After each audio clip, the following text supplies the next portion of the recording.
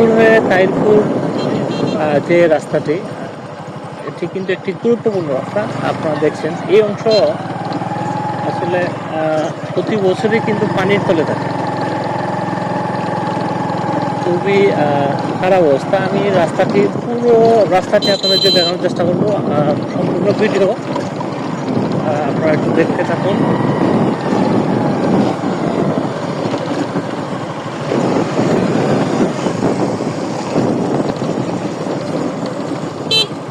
খুবই ভয়ানক অবস্থা।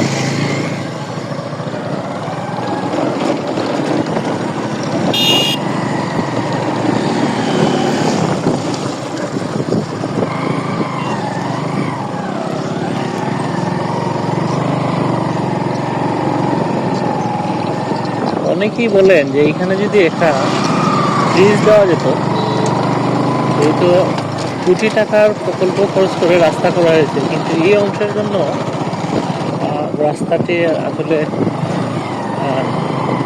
কলঙ্ক লেগে আছে।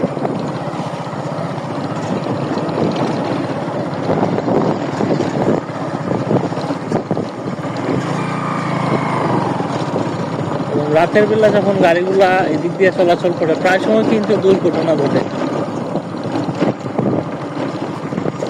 এই রাস্তাটি কিন্তু সড়ক ও জনপথের।